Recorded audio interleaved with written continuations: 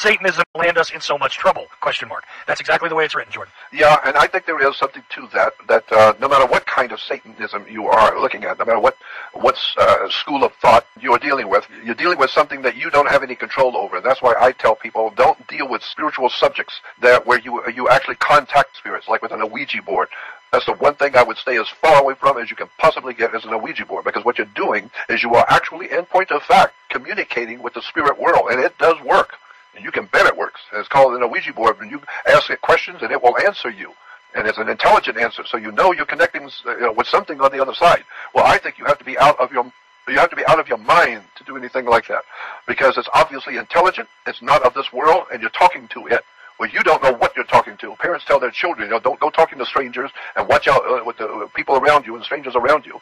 Why? Because you don't know what they're like and who they really are. Well, the same thing, a Ouija board, and with humans dealing with spiritism, spirit subjects like demonism, devil worship, child sacrifice, or devil worship. There is a world of spiritual presence on this earth that we humans are not aware of. Churches talk about demons and devil worship and spirits and poltergeists and ghosts and sons of God, and the Islamic people talk about jinns, which are spiritual entities. Demons and devils are spirits, angels. Of course, we have good and bad angels. Yeah, well, I don't know the difference, so I don't want to deal with any angel because I don't know the difference. Well, but the truth about all of this, Jordan, in reality, though, is that most of the people that spend a lot of time speaking about this know absolutely nothing about what they're speaking about. I mean, literally, correct me if I'm wrong, but I hear these guys from the pulpit talking about, there's a devil that makes you want to do this, and there's, a great spirit that makes you want to. These people have no clue about the fact that there are entities who don't care about any of, your little trials and tribulations in life. Now, they may wish to consume life, but to them, you're nothing but food. Okay? Of course. There's all sorts of orders of different things that are out there. And just like with the Ouija board, I mean, it's a toy. It's more famously a toy. But the thing is that people make these broad, sweeping statements about things that they have no knowledge of, no experience with, and absolutely no connection to. They're telling you their ideas. And actually, they're not even their ideas. They are just the manipulated, mangled version of what it is they were told to say. That's what kills me. I mean, but again, Jordan, maybe I'm wrong. Tell me. Am I wrong? No, this is exactly right. They went to college. If you're going to be a minister, you're going to be a minister in a church, you've got to get a degree. So you've got to go to a Christian university. Get a degree in theology. And they're going to ask you all the questions, and you've got to answer the questions. And if you get an A, and so it's like anything else. You go to school, and you will learn what they tell you to learn, and you will recite what they tell you to recite. And if you're a good boy, and you learn what the teacher wants you to say, and what the book tells you to think and say, then we'll get an A, and that way when you go up, you can go to college now, and they will give you a degree, and you can get a good job. Why? Because you now know what to kiss and when and what to say, and how to view things correctly, the way the boss wants you to think. And so if you're like me, you grow up as a child deciding, I don't want to hear anything from any expert. I want to look at it myself. I'm not stupid. I want to read it myself, and I start asking questions about things that most adults have never even thought of. And so that's been my life. Ask questions about things that most adults don't even know exist. And then the more I looked at religion, because that was my favorite subject as a child, it's still my favorite subject today, theology and religion. I'm not anti-God. I'm not anti-religious. But what I am is I'm trying to tell you that what you're believing today is based on things that you don't even know exist. They're based on ideas that existed in the ancient Egyptian world that today you believe as part of your religious belief.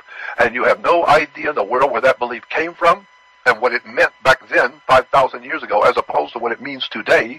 And so that's why we have so much chaos and people turning to drugs and alcoholism and all the violence and wars and all the stuff that the humans are involved in today. Everywhere you look is cage fighting and football and fights and heavyweight championships, and everything is fighting and drinking and alcoholism and drug addiction and wars and military. The whole human race is being sucked into a destiny that they have no idea where they've come from, where they are now, and how this stuff is working and where they're getting ready to go.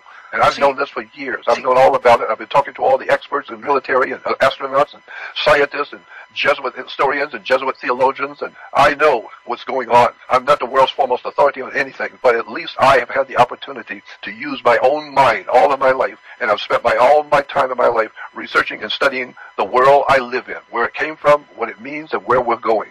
And this is why the more I see this stuff, and I've seen it for 60 years, I am so incredibly moved, emotionally moved by what I see coming. I see that children on the streets have no idea the world, how they got here, what they're supposed to do, how they're supposed to live. I see mothers with 6 or 8 kids, and they're pregnant, and their husband's gone, and so they're on television saying, well, who's going to feed my babies? Who's going to feed my babies? I got 14 kids here, and I've got 6 husbands, and they're all gone, and so who's going to feed my babies? Well, we'll feed them. We'll take care of them. And we are so ignorant and ill-informed, we don't read, so we just don't know. But one day we're going to wake up and find out somebody has been planning your demise for a long time. And this is what I'm trying to do with my research website, is to show you all these documents and tell you things about the world you live in you've never heard before. So you wonder how we got in the mess we got? It's because there's somebody who's put us into this mess. And we don't even begin to know who finances. I got to be honest here. I always hate it when I only hear about the overlords, so to speak, that do this to us, right? Because we bear responsibility as well. Now, why do I say that? Because we feed into this system by insisting that tribalism is the important thing. Now, why do I say that? Okay, because here's the quick, bullet point logic. What happens is they tell you have to believe in a certain, whatever, red tie, blue tie, right? GOP, liberal, whatever. They tell you that's your team. Then they present you with the tribe leader of said team, right? Then they tell you that somehow God has chosen them, or they are here as an instrument of God. And this theme reoccurs and reoccurs, and it's all about the tribalism. It doesn't even matter the details that are there with the leader or with the God. You don't even necessarily have to know which God it is, and that's the confusion that we're working through during this series. But the grand leader, too, somebody who's ascended to power. Why? He was chosen. Why was he chosen? Well, he was chosen by all of you. Not really. What has happened, though, is that regardless of what they put up, people join a team. You see, they just simply put out the team and say, join us. Become part of the people that wear the red hats. Become part of the people that are wearing the blue shirts. Become part of the people that are out there with this kind of sign. And people fall right into line, behaving much like the chattel that they're described as. This is our responsibility, to not always go with the crowd. Now look, when you see a crowd of people running away from something loud, it's good to follow a crowd, because that's usually a good idea. But, when you see them running straight into their own demise ignorantly, not even fully understanding the agendas of the individuals who've been placed in front of them, the system that is working, that they believe is going to work for them because of grand leader, or because of the person they selected to office somehow, this is the problem. You're not going to be saved by somebody you saw on TV. So that's the bottom line with all of this, as far as I'm concerned. It's not about, well, gee, you guys are challenging my beliefs in God. I'm not challenging your belief. You can believe anything you want, but look at the reality of what that actually is. Not that facade, not the soffit over top of the windows, but look inside and figure out where it really came from, what it actually means, what these rituals actually stand for, what they're actually telling you when they're telling you fall into line. This is the problem. Anyway, play ball. Stand on your line. There's a team here in this company, and you're not on the team. You got it. And I said, you bet your ass I'm not on the team, son.